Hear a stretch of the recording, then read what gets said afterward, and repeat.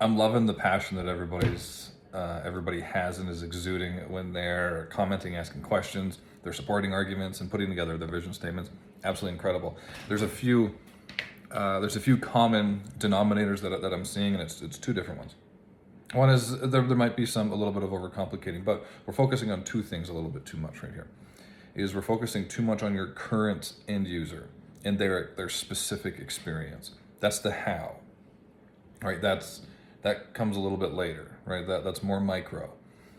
We're looking at and something was brought up. I believe it was Megan that brought up, Netflix's vision statement. It didn't mention the end user, it didn't mention them, and again, this is internal for them. This isn't marketing.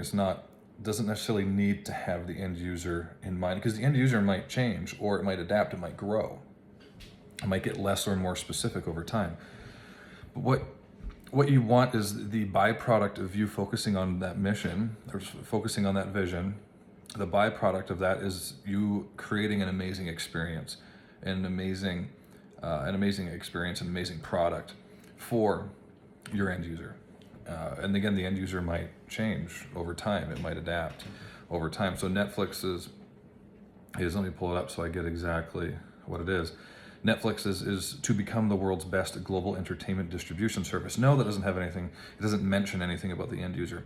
But in order for them to accomplish that, to become the world's best, not biggest, that's a key word there. World's best, not biggest, global entertainment distribution service. In order for them to be the best, they have to, a byproduct of them focusing on that is to focus on the experience of the end user, is to find how they can, adapt to the trends, how they can find out what they want, get their feedback, identify other, users that aren't currently on the platform. How can we get them in? How can we provide a great experience for them?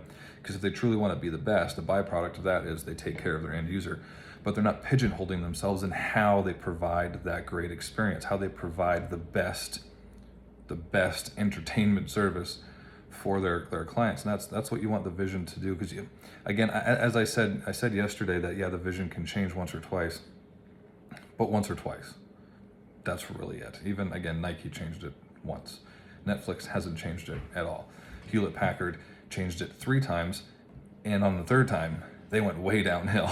It was a huge part of David and Bill. When they started Hewlett Packard, that was their biggest thing, is they wanted to make sure that they built a great company. They didn't care what their service was. They just wanted to build a great company. Now, for all of you, try to, and the second thing is what I'll say is, you focus too much on what you specifically do right now.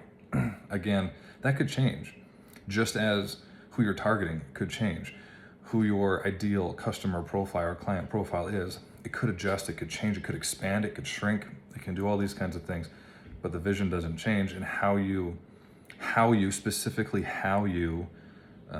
give that experience, how you provide the product, how you provide the service, it could change.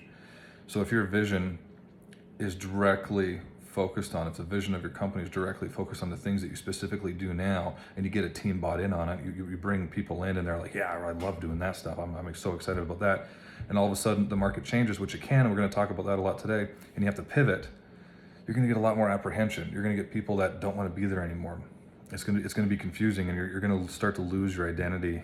You're more likely, you're not going to, it's not a for sure thing, but you're more likely to lose your identity. And so that's why it's so important to keep it vague, keep it big, keep it vague, and your vision statement should have a direct correlation to an impact that you want to make. Something that's not being provided right now, or it's not being provided very well right now, and you want to be the one to be able to provide that. You see a problem that you want to solve, and you want to be the one to solve that. It should be catered around that. It doesn't need to make sense to anybody else but you and your team. So I hope that cleared some things up. If it doesn't, just comment on this post. I'm going to put this in. You'll see where I'm putting it in. It'll be in the October Strategy Challenge group. But so far, I'm absolutely loving what I'm seeing, and I hope that this video helps. Look forward to seeing everybody tonight.